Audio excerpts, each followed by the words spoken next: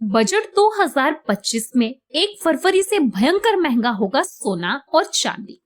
दोस्तों, भारत में सोना और चांदी न केवल आभूषणों के रूप में लोकप्रिय है, बल्कि निवेश के एक महत्वपूर्ण साधन के रूप में भी जाने जाते हैं।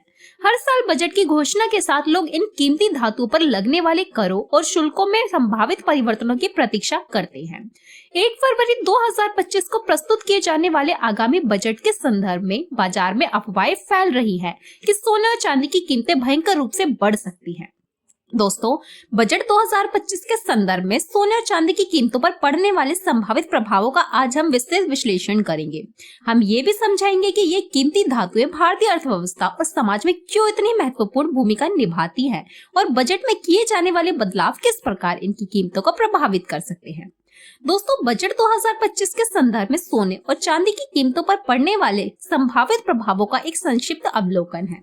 दोस्तों, आपको बता दें, बजट 2025 में सोने की कीमतों में वृद्धि के कई संभावित कारण हो सकते हैं। जैसे सरकार सोने के आयात पर शुल्क बढ़ा सकती है, जो वर्तमान में 12.5% है।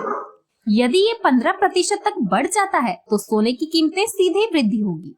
जीएसटी दरों में बदलाव। वर्तमान में सोने पर 3% जीएसटी लगता है। यदि ये बढ़कर 5% हो जाती है तो इससे भी कीमतों में इजाफा होगा। वहीं सरकार सोने की गुणवत्ता सुनिश्चित करने के लिए नया हॉलमार्किंग शुल्क लागू कर सकती है, जो कीमतों को प्रभावित करेगा। वहीं वैश्विक आर्थिक स्थितियों और मुद्रा दरों में उतार चढ़ाव भी सोने की कीमतों को प्रभावित कर सकती है। अब चांदी की कीमतों पर भी बजट 2025 का प्रभाव पड़ सकता है। जैसे चांदी का उपयोग कई उद्योगों में होता है। यदि सरकार इन उद्योगों को प्रोत्साहन देती है तो चांदी की मांग बढ़ सकती है। अगर सरकार चांदी के निर्यात को बढ़ावा देने के लिए नई नीतियां लाती है तो इससे कीमतों में वृद्धि हो सकती है। वहीं चांदी पर लगने वाले करों में कोई भी बदलाव सीधे इसकी कीमत को प्रभावित करेगा। दोस्तों, बजट 2025 में सरकार गोल्ड मोनेटाइजेशन स्कीम का विस्तार कर सकती है। जैसे योजना को आकर्षक बनाने के लिए ब्याज दरें बढ़ाई जा सकती है। छोटे निवेशकों को आकर्षित करने के लिए न्यूनतम जमा सीमा कम की जा सकती है। योजना के तहत जमा किए गए सोने पर अतिरिक्त कर लाभ दिए जा सकते हैं। वहीं बजट 2025 में डिजिटल गोल्ड और क्रिप्टो करेंसी पर भी ध्यान दिया जा सकता है। जैसे डिजिटल गोल्ड के लिए एक स्पष्ट नियामक ढांचा प्रस्तावित किया जा सकता है। सरकार क्रिप्टो करेंसी के संबंध में अपनी स्थिति स्पष्ट कर सकती है, जो सोने की मांग को प्रभावित कर सकता है। वहीं भारतीय रिजर्व बैंक की डिजिटल मुद्रा की योजना भी सोने की मांग को प्रभावित कर सकती है। वहीं दोस्तों, बजट 2025 का ज्वेलरी सेक्टर पर भी महत्वपूर्ण प्रभाव पड़ सकता है। जैसे सरकार ज्वेलरी निर्यात को बढ़ावा देने के लिए नए प्रोत्साहन दे सकती है। ज्वेलरी निर्माण में कौशल विकास के लिए नए कार्यक्रम शुरू किए जा सकते हैं। आधुनिक तकनीकों को अपनाने के लिए वित्तीय सहायता दी जा सकती है। वहीं बजट 2025 सोने और चांदी में निवेश के तरीकों को भी प्रभावित करता है। जैसे सोने और चांदी आधारित म्यूचुअल फंड्स पर नए नियम लागू हो सकते हैं। सोने और चांदी के एक्सचेंज ट्रेडेड फंड्स को और अधिक आकर्षक बनाया जा सकता है। भौतिक सोने की खरीद पर नए नियम या प्रतिबंध लगाए जा सकते हैं। अर्थव्यवस्था पर प्रभाव। सोने और चांदी की कीमतों में बदलाव का भारतीय अर्थव्यवस्था पर व्यापक प्रभाव पड़ सकता है।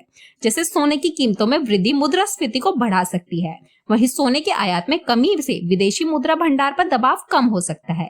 गोल्ड मोनेटाइजेशन स्कीम का विस्तार बैंकों के लिए नए अवसर पैदा कर सकता है।